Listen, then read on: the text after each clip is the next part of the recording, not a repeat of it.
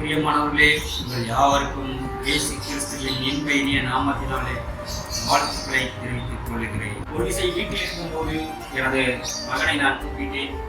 அவன் ஒரு மறுத்தரவும் சொல்லவில்லை, என்னப்பா என்று வந்து கேட்கவும் இல்லை. எனக்கு சற்று வருத்தமாக இருந்தது.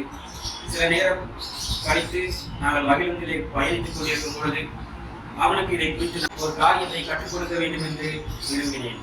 அது என்னவென்றால், சாமுவேல் தீர்க்கதரிசி சிறு வயதில் இருக்கும் பொழுது ஏலி தேவாலயத்திலே ஏலியால் வளர்க்கப்பட்டுக் கொண்டிருக்கிறார். அப்பொழுது ஒரு நாள் இரவு நள்ளிரவு அசர்ந்து பயந்து தூங்கிக் கொண்டிருக்கும் பொழுது திடீரென்று சாமுவேலே என்று கூப்பிடுகிற ஒரு சத்தம் கேட்கிறது. உடனே சாமுவேல் நேராக ஏலியிடம் ஓடி சென்று, என்னை கூப்பிட்டீரே என்ன என்று கேட்டார். அதற்கு ஏலி, நான் கூப்பிடவில்லை, நீ போய் படுத்துக்கொள் என்று கூறினார். இரண்டாவது தடவையும் ஒரு சாமுவேலை என்று கூப்பிடுகிற ஒரு சத்தம் கேட்டது.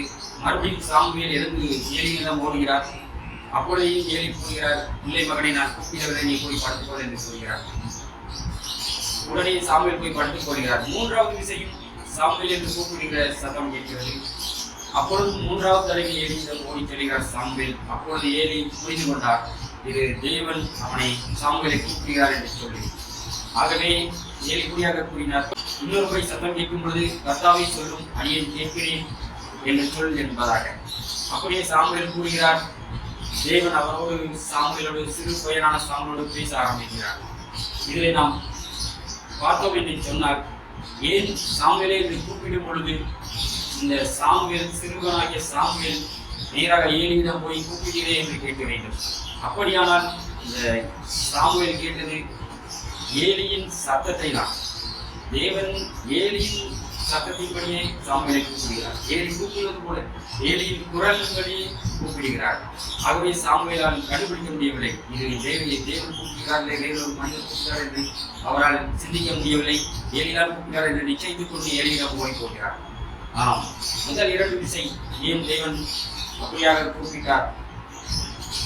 இந்த சாமுவேல் ஏலியினுடைய வார்த்தைக்கு செவி கொடுக்கிறாரா என்று.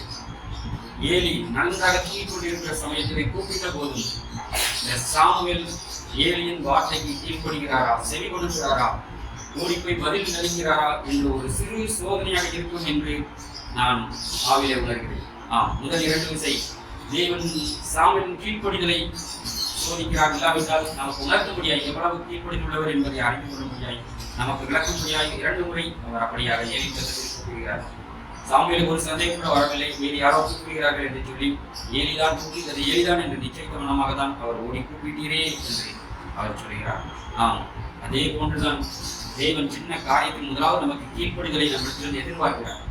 நாம் கீழ்ப்படுகிறோம் என்று நிச்சயித்த பிறகுதான் நாம் கீழ்ப்படுகிறோம் என்று தேவன் நிச்சயித்துக் கொண்ட பின்புதான் நம்மோடு பரம காரியங்களை மற்ற காரியங்களை குறித்து பேச ஆரம்பிக்கிறார். அந்த சிறு சோதனையிலே சாமுவேல் அன்று வெற்றி பெற்றதினால், கீழ்ப்படிந்ததினால் தேவன் அவனோடு சிறு சாமுவேலோடு அழகாக பேசினார். எதிர்காலத்தை குறித்து வரும் காரியங்களை குறித்து பேசினார். மறுநாள் காலையிலே எழுந்து ஏலி கூட சாமுவேலிடம் கேட்டுதான் தேவன் பேசின காரியத்தை தெரிந்து கொள்ள முடியாது. ஆலயத்திலேயே ஊழியம் செய்து கொண்ட ஏலியோடு தேவன் பேசவில்லை, மாறாக ஏனெனில் அவர் தன்னுடைய குமாரன் விஷயத்தில் தவறிக் கொண்டிருந்தார். தேவனுடைய வார்த்தைக்கு கீழ்ப்படியாமல் செயல்பட்டுக் கொண்டிருந்தார். ஆனால் இந்த சிறுவனான சாமுவேல் அவனுக்கு தேவனை பற்றி அதிகம் தெரியாதவராக இருந்தான்.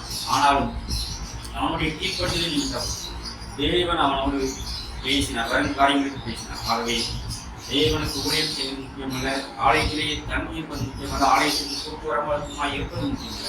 இதிலிருந்து நாம் அறிந்து கொள்ளக்கூடிய ஒரு காரியம், எவ்வளவு தூரம் தேவனுக்கு பிரியமாக இருக்கிறோம், எவ்வளவு தூரம் வேத வார்த்தையின்படி நடக்கிறோம், எவ்வளவு தூரம் நாம் கீழ்ப்படுகிறோம் தேவனுடைய வார்த்தைக்கு, அதுதான் தேவனுடைய இதயத்தை மகிழ்ச்சியாக்குகிறது.